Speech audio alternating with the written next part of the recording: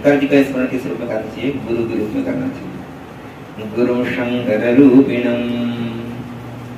अब जो है और महादेव जो है सभी विद्याओं के अधिपति हैं, ऐसा है। और ईशान कौन है? ईशान कौन जो विद्या के लिए माना जाता है। अगर आपको जो है विद्या प्राप्त करना है और बिना विद्या के जो है कुछ होगा नहीं। कहा है कि महाराज बिना मुक्ति के, बिना ज्ञान के जो है मुक्ति संभव नहीं है। विद्या ज्ञान है तो बिना ज्ञान की मुक्ति नहीं।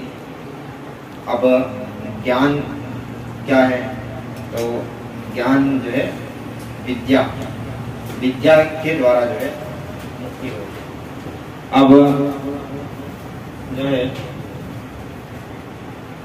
विद्या, अब आप जो है ब्रह्म विद्या के द्वारा मोक्ष की प्राप्त होगी।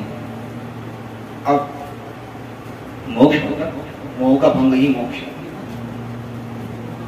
तो जो है विद्या के द्वारा जो है मोक्ष की प्राप्ति होगी।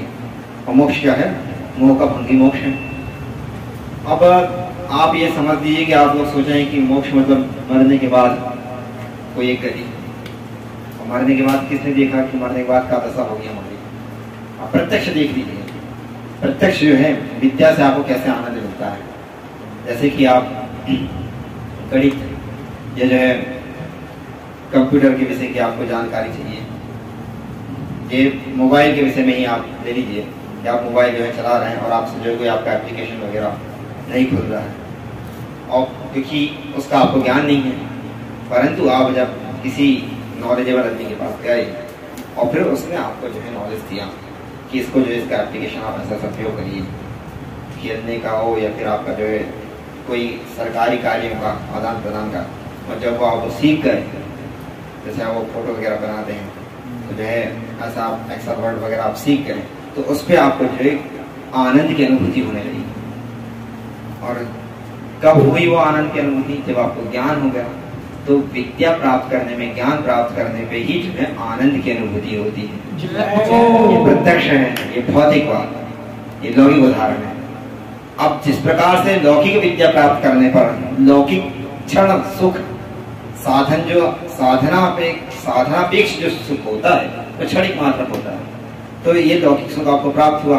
तो इसी प्रकार से ये भौतिक विद्या प्राप्त करने में भौतिक आनंद आया, और जब आप ब्रह्म विद्या का ज्ञान प्राप्त करेंगे तो आपको जो ब्रह्मानंद की प्राप्ति हो जाएगी। जय हो। तो इन सभी विद्याओं के अधिपति जो है आपके देवादिदेव महादेव हैं। तो आपको अगर विद्या का अनुष्ठान करना है, विद्या की प्राप्ति करना है, तो आप क्या करिए?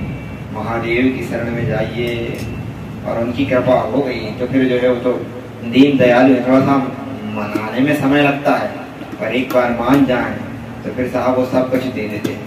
फिर तो जो है वो भगवान जो है खुद बोलते हैं कि आप 3 लोग जो है देने वाले हैं और आप बचे महाराज स्मशान में विराजमान हैं। तो वो ऐसे महादेव अगर देने पे आ जाएं तो फिर जो है कुछ नहीं देखते हैं।